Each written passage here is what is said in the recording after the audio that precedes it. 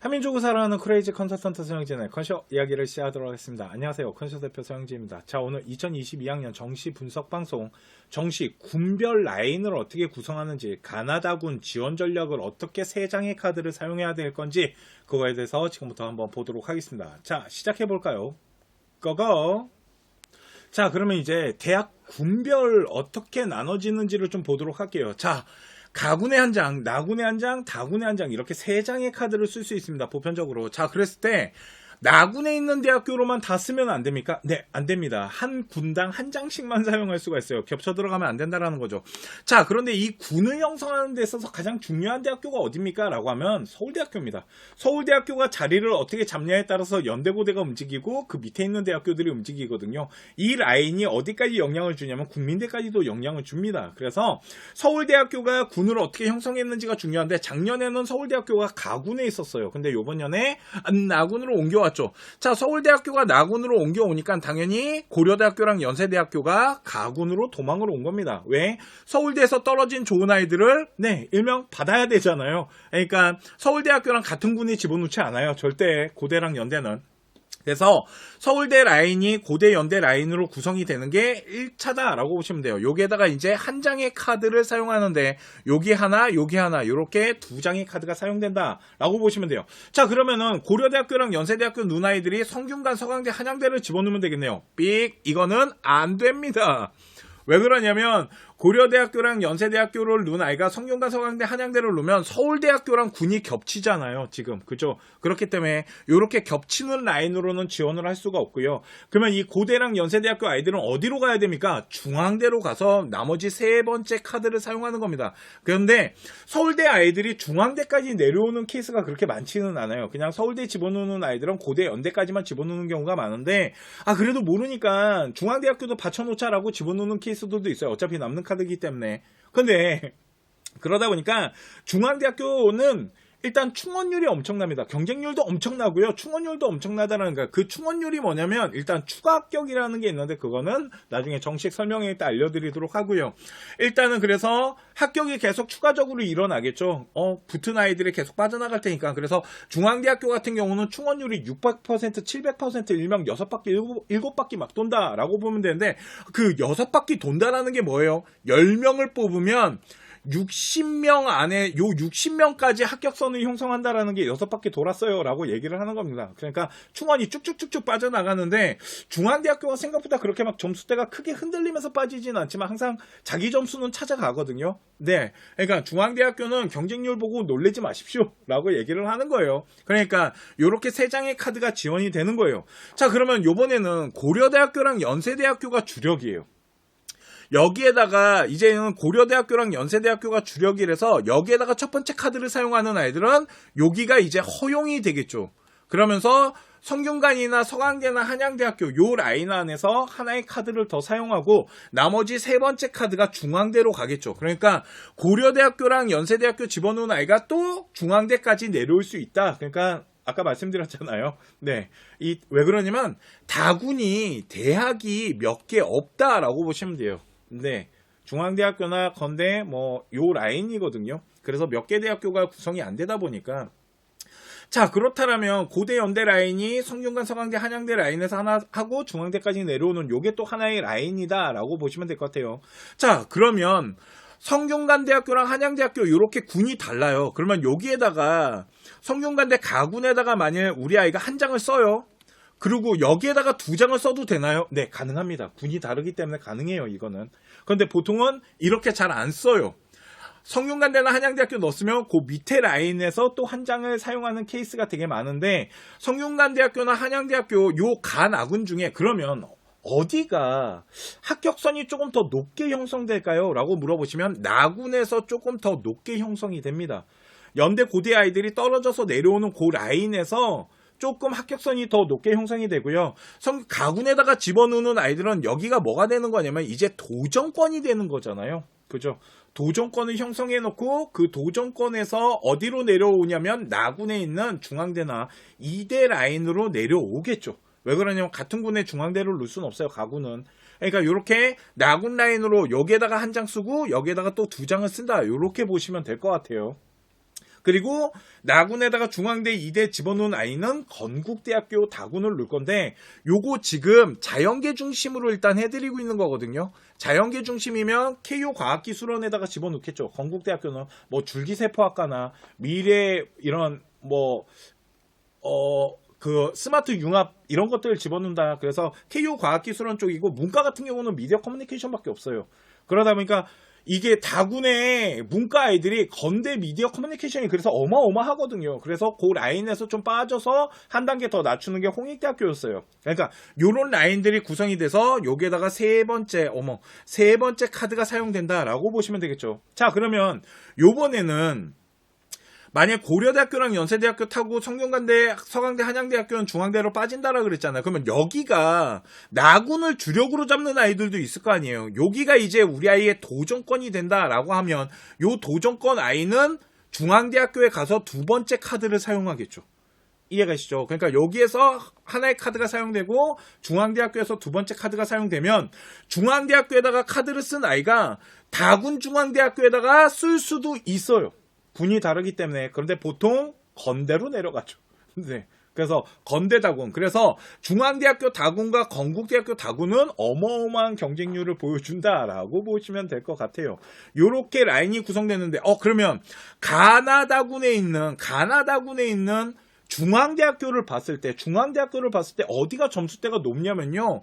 다군이 생각보다 점수대가 높게 형성됩니다. 위에서 다 받치고 내려오기 때문에 다군이 점수대가 또 높고, 자, 그리고 이대가 있습니다. 이화여자대학교 같은 경우는 확실히 중앙대학교 나군보다는 점수대가 낮게 형성되고요. 이대 같은 경우는 가나군으로 나눠져 있는 것처럼 보이지만 가군은 예체능이에요. 조형예술 쪽이기 때문에 그냥 나군만 타고 있다라고 보시면 되고, 그래서 서강대학교랑 이화여자대학교 같은 경우는 하나의 군, 나군을 탄다라고 보시면 돼요. 자, 그러면 서강대학교랑 이대 같은 경우는 특히 서강대학교 같은 경우는 서울대 아이들을 받지 않겠다라는 겁니다. 그죠?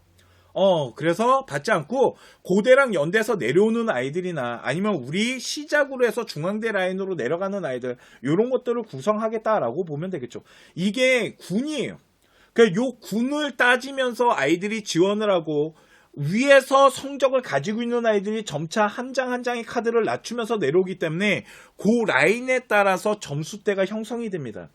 그래서 이런 것들을 잘 계산을 해야 되고 도전권을 형성하는 군과 받쳐서 내려오는 군이 좀 나눠져 있기 때문에 이런 것들을 나중에 계산을 좀 다 해야 된다라고 보면 돼요. 자, 그러면 우리 아이가 고대랑 연대, 만약 서울대 집어넣은 아이가 고대랑 연대를 집어넣을 거예요. 여기에다가 두 장을 집어넣을 수는 없다 그랬잖아요. 그러면 어떻게 넣어야 될까요? 그거를 넣을 때는 뭘 좀 봤으면 좋겠냐면 반영 비율을 좀 보셔야 됩니다. 대학교마다 뽑는 학과별로의 반영 비율이라는 게 있거든요. 자, 연세대학교랑 고려대학교를 좀 보도록 할게요. 연세대학교 같은 경우는 이거 자연계입니다. 이과 아이들을 기준으로 한 거예요. 국어에 대한 비중이 낮아요. 국어에 대한 비중이 낮고 수학과 과학에 대한 비중이 있는데 또 하나 봐야 되는 건 바로 영어입니다. 모든 대학교를 분석할 때는 영어라는 거를 봐야 돼요. 영어가 어떻게 반영되고 있는지를 봐야 되거든요. 그랬을 때 연세대학교는 영어가 10% 정도가 들어가는데 보시면 1등급과 2등급의 점수 차가 벌어집니다. 그죠? 5점이나 벌어져요. 3등급은 아예 집어넣지 말라는 거거든요, 이게. 그러면 영어에 대한 비중을 두 학교를 비교해 봤을 때 연세대학교가 영어에 대한 비중이 높은 거예요. 또 하나는 이과 같은 경우는 국어에 대한 비중이 높아요. 고려대학교랑 비교해 봤어요. 고려대학교는 30%가 들어가기 때문에. 자, 그러면 보세요. 우리 아이가 영어를 잘 보고 국어를 좀 못 봤다라면 연세대학교가 더 유리한 거고, 우리 아이가 국어를 잘 봤어요. 그러면 고려대학교가 더 유리한 게 맞아요. 왜 그러냐면 이과 같은 경우는 수학이나 과탐에 대한 비중은 높거든요. 두 학교가 다. 그죠? 또 하나가 있습니다. 작년 같은 경우는 이게 이제 작년이고 요게 2022고요. 요 위에 거는 2021인데 작년은 솔직히 고려대학교가 1등급과 2등급의 영어에 대한 비중이 거의 없었어요. 1점밖에 감점을 안 했기 때문에. 그래서 나 국어나 다른 과목들을 잘 봤을 때 영어가 다 카바가 쳐졌거든요. 그런데 요번 년부터는 3점, 요 사이가 3점이나 벌어져요. 그러니까 영어에 대한 비중 가져가겠다라는 거예요. 그래도 연세대학교 비중보단 낮아요. 그러니까 영어를 우리 아이가 잘 봤다라면 1등급이다 그러면 상관이 없겠죠. 고대로 누나 연대로 누나 상관이 없는데 우리 아이가 만약 2등급이 떴다라 그러면 국어를 잘 봤다라면 고대가 훨씬 유리한 거겠죠. 이런 것들을 따지다 보면 연세대학교를 집어넣을지 고려대학교를 집어넣을지 우리 아이한테 유리한 대학교를 찾기가 좋겠죠. 이렇게 찾기가 그러니까 이런 것들을 따지면서 찾으면 되겠죠. 이해가시죠? 이런 것들이 있다. 그러니까 이런 반영 비율을 따져봤을 때 우리 아이한테 유리한 대학교를 찾는 건데, 자 그러면 이번에는 연세대학교랑 고려대학교를 집어넣은 아이가 성균관대나 서강대나 한양대를 집어넣을 거예요. 셋 중에 어딜 집어넣을까요? 또 따져보면 되는데 성균관대학교랑 한양대학교를 한번 비교를 해보도록 할게요. 자, 서강대학교는 알다시피 얘네 문과 이과가 없어요. 얘네는 문이과를 구분하고 뽑지 않습니다. 이 탐구라는 게 과탐만 들어가는 게 아니고 사탐도 들어가요. 네, 그냥 비중이 없어요. 자, 그런데 보면 그러다 보니까 서강대학교 같은 경우는 국어에 대한 반영 비율이 높아요. 그러면 요 라인으로 봤을 때 고려대학교 라인으로 보이지 않으십니까? 그죠? 걷다가 영어에 대한 비중도 낮습니다. 그러니까 고려대학교를 집어넣는 아이들은 서강대학교를 집어넣는 게 맞아요, 원래. 라인상. 그리고 탐구에 대한 비중이 좀 낮은 학교인데, 영어 같은 경우도 1점밖에는 감점 처리가 안 되기 때문에, 가산점이 요거밖에 안 되기 때문에 충분히 2등급 아이들도 지원이 가능하고, 심지어는 3등급 애들도 한번 해볼 만하다라는 거죠. 서강대학교 같은 경우 국어나 수학을 잘 본 경우는, 특히 수학을 잘 본 아이가 영어가 3등급이 떴다? 한번 해볼 만하다라는 거죠.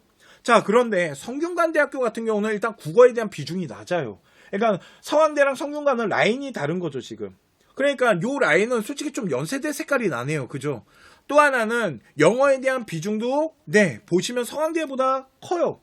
그러니까 우리 아이가 만약에 2등급이 떴다 그러면 서강대가 더 유리할 수 있다는 겁니다. 이렇게 우리 아이의 성적이 어느 퍼센테이지의 비중이 있는지에 따라서 라인이 구성이 되는 건데, 요렇게 이제 우리 아이한테 유리한 라인을 짜놓고서 요 군 라인을 짜는 거예요. 그러면 우리 아이가 서울대를 놓고 고대를 놓고 서강대를 놓는 게 하나의 라인이 형성될 수 있다라는 거죠. 만약 우리 아이가 서울대를 집어넣고 연세를 넣었다라면 성균관이나 한양대학교 이런 식으로 라인이 구성될 수 있다라고 보시면 될 것 같아요. 어차피 중앙대학교는 넣어야 되잖아요. 군이 워낙 없다 보니까. 그래서 나중에 군을 따졌을 때 다군에서 안정권을 찾으려고 하시면 안 돼요. 다군에서는 안정권을 찾으려고 하면 안 되고요. 가군과 나군에서 안정권을 찾아야지 진짜 안정권을 제대로 찾을 수 있는 거예요.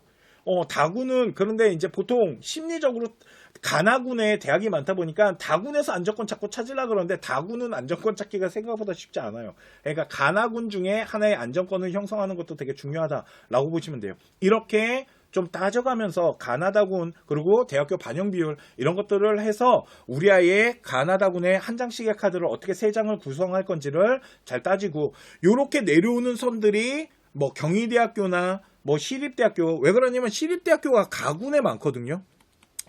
나군에? 시립대학교도 나군에 많이 형성이 돼 있어요. 왜 그러냐면 이과 같은 경우, 자연계 같은 경우는 경희대학교 수준이 좀 낮단 말이에요. 그 서울캠에 있는 화학과나 이런 과 말고는 다 공대 라인 같은 경우는 다 국제캠 라인으로 갔기 때문에, 그렇기 때문에 중앙대 다음으로 보는 학교들로 많이 보는 게 시립대인데, 시립대 같은 경우는 가나군으로 돼 있는데 보통 나군에 많이 포진돼 있거든요. 그러니까 이런 것들도 다 따지면서, 그러면 중앙대 눈아이가 시립대 나군을 집어넣을 수도 있겠죠. 이런 것들의 라인 구성을 이제 따지고, 이렇게 또 구성된 시립대나 경희대가 또 그 밑에 대학교에 또 영향을 주더라는 거죠. 이런 식으로 군 라인이 계속 내려가기 때문에 이런 것들을 좀 잘 따져보셨으면 좋겠다라고 보시면 될 것 같습니다. 이해가시죠?